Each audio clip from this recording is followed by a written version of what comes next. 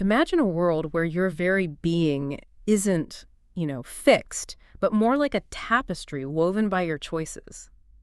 What if the core of who you are, the fundamental way you engage with a world full of magic and danger, wasn't set in stone, but was a path you actually forge from, well, what feels like endless possibilities? It's fascinating, yeah, how those initial choices Hmm. in a game like Dungeons& and Dragons, how much they echo through the whole experience. Hmm. Actually, just the other night, our group was navigating this really tricky dungeon. Oh, yeah. Yeah, we set off a trap, a nasty one, collapsing corridor, the works.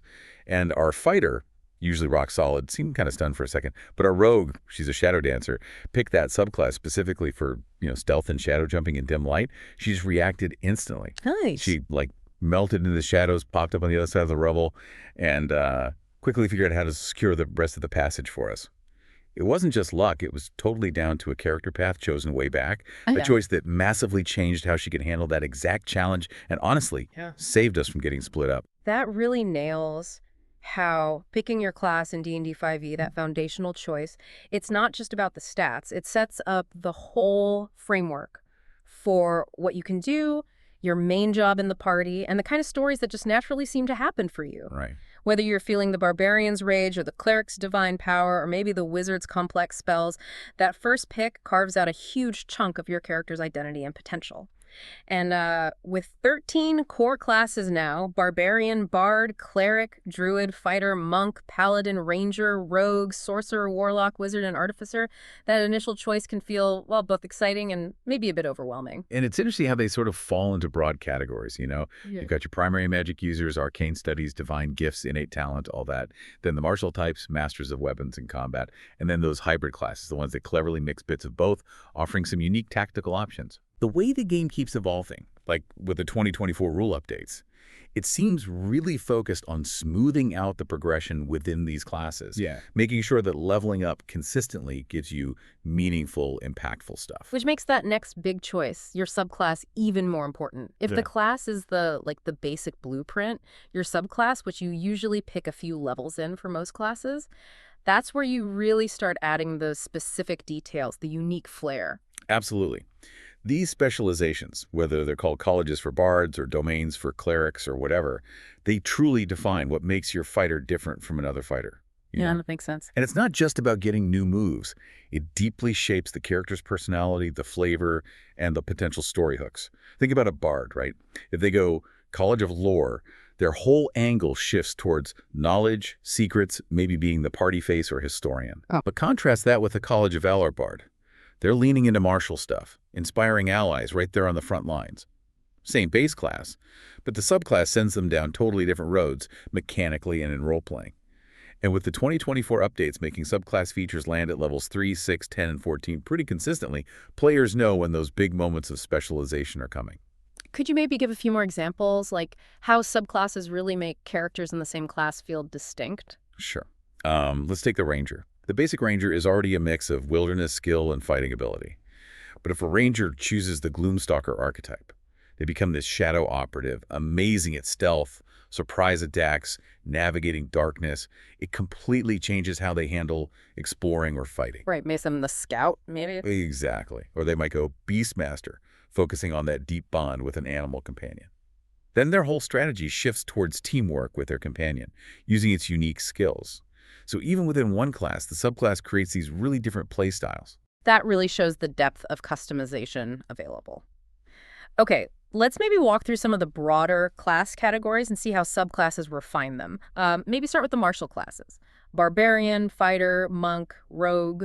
Okay, martial classes. So the Barbarian, the core is obviously rage-fueled combat, high hit points.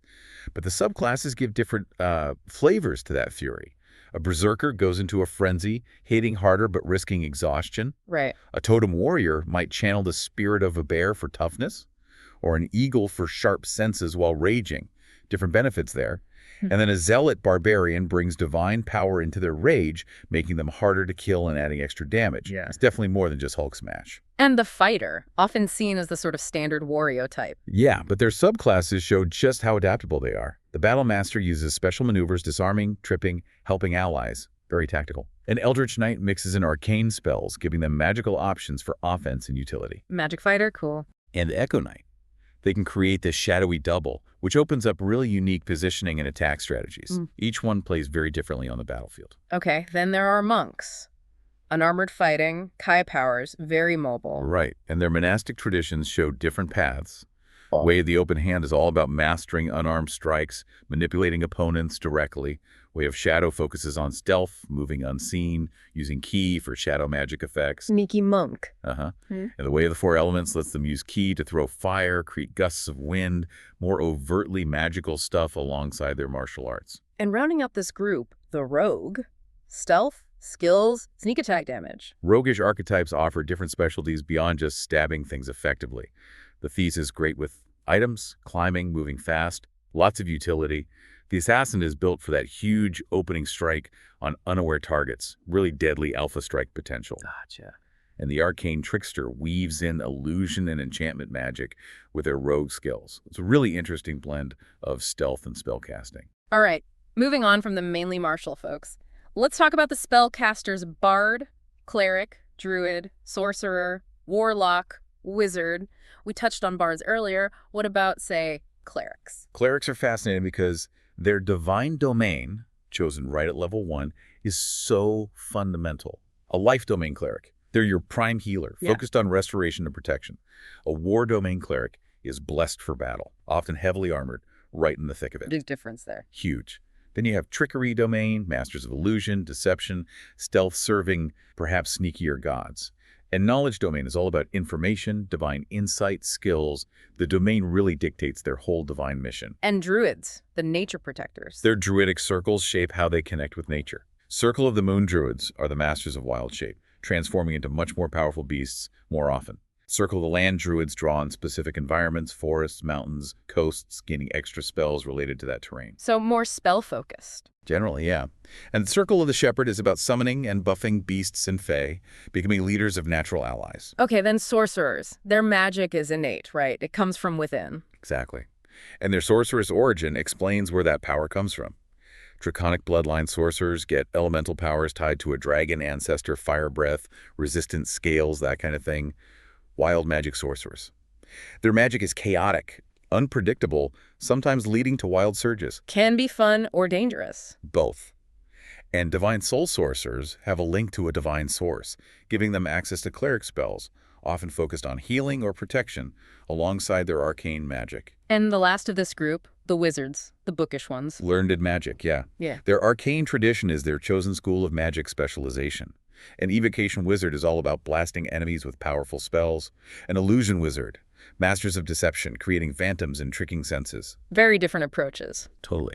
A necromancy wizard delves into animating the dead, manipulating life force. And an abjuration wizard focuses on wards, protection, dispelling enemy magic. Each school offers a deep dive into a particular aspect of arcane power. Okay, so that covers the main spellcasters. Now, what about those classes that sit kind of in between? The hybrids, artificer, paladin, ranger. Right, these classes really show how you can blend martial and magical abilities effectively. The artificer is the master inventor, infusing items with magic. Their specializations include the alchemist, brewing potions, and experimental elixirs. The artillerist creates magical cannons, basically. Like little turrets. Yeah, exactly. The battlesmith gets a steel defender, a construct companion to fight alongside them, and the armorer integrates magic directly into their armor, becoming like an arcane Iron Man. That sounds cool. And paladins, they're driven by their oaths. Precisely. The oath is central. It's their moral code, but it also grants them specific channeled divinity powers and spells. Oath of Devotion paladins are your classic knights in shining armor, protecting the weak, upholding justice. Oath of Vengeance paladins are more focused, driven to punish wrongdoers, very direct. More aggressive. And Oath of the Ancients paladins are champions of light, life, joy, often tied to nature or the Feywild. Their powers reflect that, like protecting allies with an aura of resilience. And rangers, we touched on them, but their archetypes provide different ways to mix that nature magic and combat skill. Right. The hunter archetype focuses on specific techniques for taking down different kinds of prey giants, hordes, single targets, very adaptable combatant. The Beastmaster, like we said, is all about that animal companion bond. And the Gloomstalker excels in darkness and ambushes, that stealthy approach. It's just, wow, an incredible range of official options. But then there's also the whole world of homebrew classes, right? Yeah, homebrew. That's stuff created by fans or third-party designers, not officially in the core books. They often try to fill niches or archetypes that people feel are missing. You might see things like the Blood Hunter, using blood magic and curses, or a pugilist focused purely on non-monk unarmed fighting. So even more possibilities. Tons more. But, the caution there is always balance. Homebrew stuff really needs your DM's approval and a careful look to make sure it doesn't break the game or overshadow other players. It can be great, but requires a bit more vetting. Makes sense. And for players who want to mix and match from the official stuff, there's multiclassing. Multiclassing, yeah. Taking levels in more than one class. It lets you cherry-pick features from different classes to create really unique combinations. But there are definite trade-offs. Like what? Well, you delay getting the powerful high-level abilities of any single class. If you take 5 levels in Fighter and 5 in Wizard, you won't have the 10th level features of either.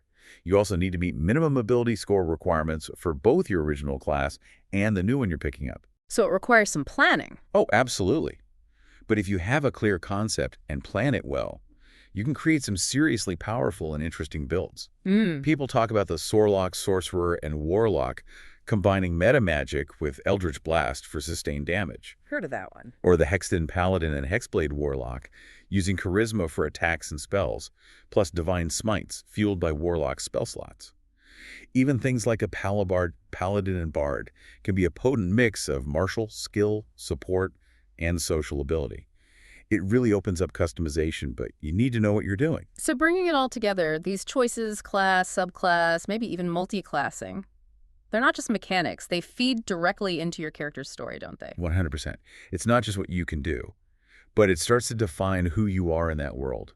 Why does your character have these abilities? What does their subclass say about their background or their beliefs?